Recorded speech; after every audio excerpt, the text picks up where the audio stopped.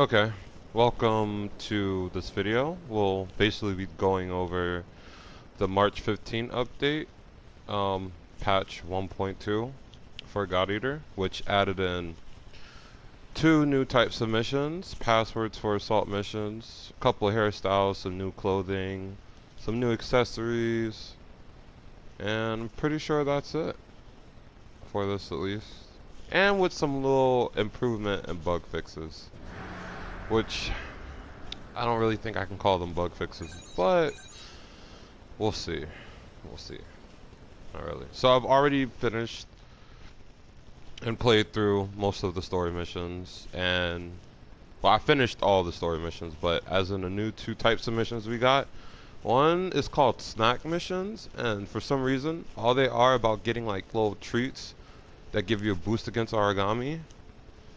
Don't know why, but I guess that's the thing people like doing, eating snacks while trying to eat other things. I don't know. But yeah, snacks are underlined in special missions, and it's called snack collecting. You normally only get candies like Oracle Ration and Oracle Biscuits, but in the actual mission itself, you can pick up other candies that I will show you in a second, that basically allow you to get dual stack item abilities like Divine Amplifier and Freeze Amplifier, or Axial Pain and Muscle Booster. But before we get into that, I'm just going to show you the new type of missions we get, or certification missions. Let alone, they're not really certifying you in anything. There's just two new types of missions. One you do with a group of people, which are standard, and the second one you do by yourself, which are elite. So each of these individually you can do with people, and they're the same for both. They're not different. The only difference is probably one would be easier than the other. I have all of them done. So just to let you know that I did every single one of them. Now, along with these missions, they have some bug improvements for several monsters, which be fixing the Ash Origami Devour rate, which really didn't fix too many of them, more or less just one or two, which would be the Balmung and the Anubis, the only ones that had gotten fixed.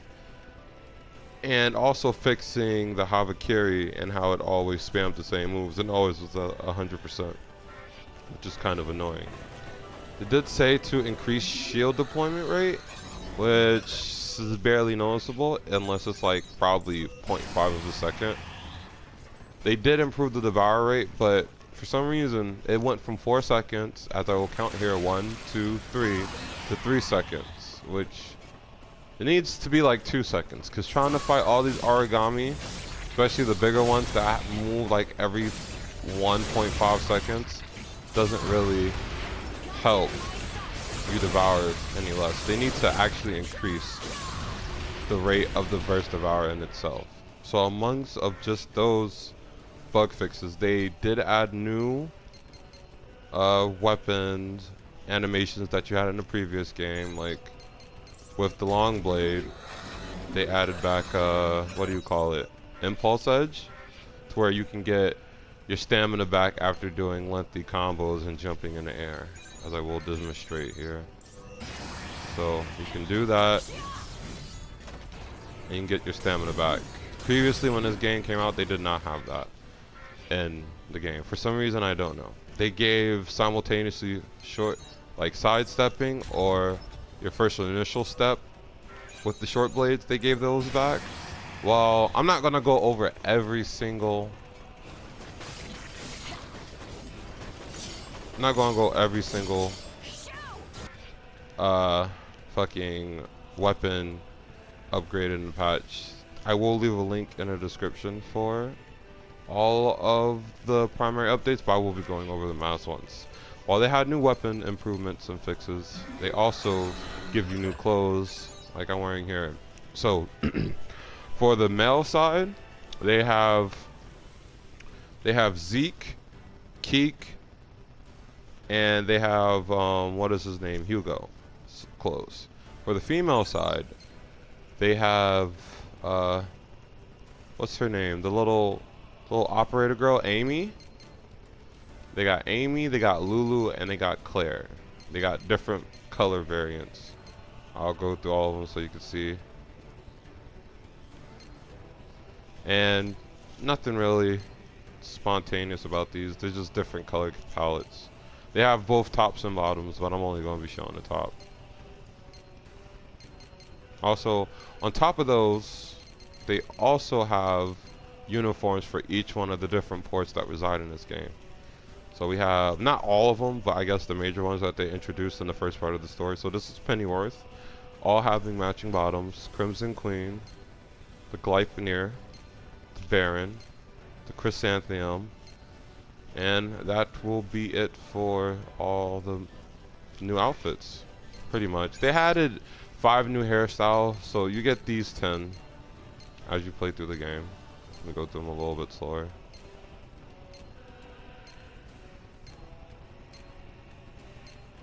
And then you get these new 5, which is this one. They're all good, don't get me wrong, but I think they were being a little bit cheap with just 5 hairstyles. They could have added in way more. So, on top of that, you do get new accessories, more along the lines of, doing this. You get you get Theme, you get a regular version and a gold version, but you only get these 2 for doing elite missions.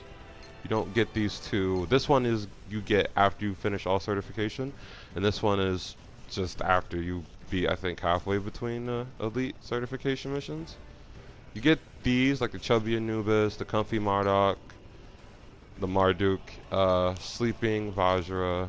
You get these basically for completing standard missions. You also unlock some of the cars for doing the not cards. Fucking hell, dude. Really? And you also get this Amit headpiece for finishing the game. Yes. So on top of all the things I listed before, you get all these uniforms after you beat the standard mode, which is better to beat the standard mode in 1 or 2 ways. You can do one standard and do an elite, do a standard and do an elite. Or you could just do all the standard and then you could just do all the elite. You can't do the elite first because you have to beat all the other standard missions before you can unlock them. So it's best to just get those knocked down. And also what they do give you is a bunch of different burst control units, which are the 22 millimeter ones that they have for some of them that you can make, which is rather weird. They didn't decide to add any more. There also is a new type of weapon that you can make. It's called the Bennu weapon. I will showcase it here in a minute. I didn't make it because I haven't played it enough to care, but I almost have it. It's called the Bennu weapon. They have a Bennu weapon for every weapon in the tree. So they got the Bennu sword, the Bennu blade, the Bennu maul, the Bennu lance, the Bennu scythe, and the Bennu twin blades. So basically you have one for every May blade weapon. So they have one for people who are looking. There's no shields, there's no nothing else for that. And they also have, I think that's pretty much it. But one thing I want to show you is the different pieces of candy that they have in this game. So they have Possum fruit snacks, which as you see at the bottom of the screen, they have 2 effects, because normally you can only get one or the other, like HP over time or OP over time, but this one gives you both. This one gives you restore pill and steady restore pill. This one gives you obviously burst inducer and muscle booster. This one just does one. Some of them do single abilities, but a good proportion of them do double item effects, which are okay. I wouldn't say they're great, but they have their own uniqueness in a fight. Now, on top of that, that's pretty much it for update 1.20. They're going to have another update, which is in the next month, that I will probably be covering as it comes out.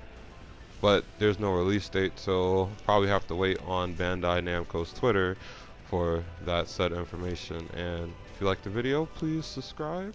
Leave a like.